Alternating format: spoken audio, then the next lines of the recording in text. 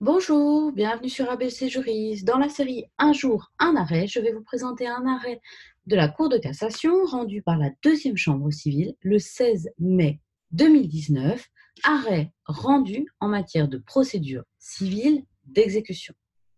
Alors, que se passait-il dans cette décision? Je vais vous remettre la décision, pardon.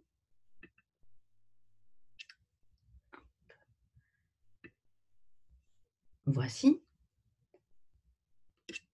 Donc, en l'espèce, on avait deux personnes qui avaient fait délivrer à une troisième, sur le fondement d'un protocole d'accord transactionnel homologué par un président d'un tribunal paritaire des baux ruraux, une sommation de déguerpir de parcelles de terrains agricoles sur lesquelles portait ce protocole, puis elles ont fait établir un procès verbal de reprise des lieux.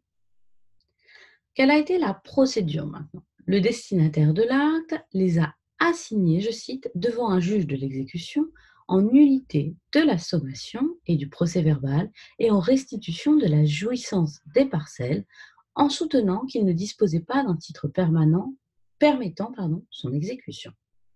La Cour d'appel de Reims, dans un arrêt du 13 février 2018, a accueilli sa demande d'annulation de l'expulsion, mais elle a refusé sa réintégration dans les lieux.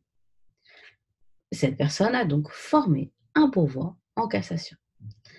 La haute juridiction devait donc déterminer si le juge de l'exécution qui annule une expulsion peut, dans le même temps, rejeter la demande de réintégration en considérant que la personne ne disposait pas d'un droit d'occupation. C'est une décision de cassation, donc on dispose de la solution de la Cour d'appel. La Cour d'appel, en l'espèce, avait annulé l'expulsion et elle a rejeté la demande de restitution de la jouissance des parcelles. Elle a estimé que cette dernière, que la personne concernée, ne justifie pas d'un titre d'occupation toujours valable lui permettant de réintégrer les lieux dont elle a été illégalement expulsée. Que dit la Cour de cassation? En visant l'article L 213-6 du Code de l'organisation judiciaire, la Cour de cassation estime, je cite,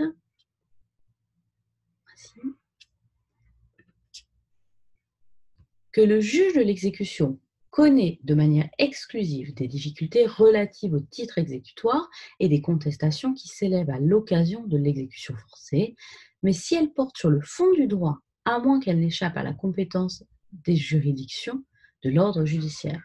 Dès lors, le juge de l'exécution ne pouvait pas rejeter la demande de réintégration en considérant que la personne ne disposait pas du droit d'occupation. La Cour de cassation casse donc l'arrêt de la Cour d'appel. Voici pour la présentation de cette décision. Je vous rappelle que sur ABC Juris, je vous partage tous les jours une fiche d'arrêt d'une décision de justice rendue par la Cour de cassation. Je vous invite à vous abonner pour me suivre et je vous retrouve donc demain pour une nouvelle vidéo.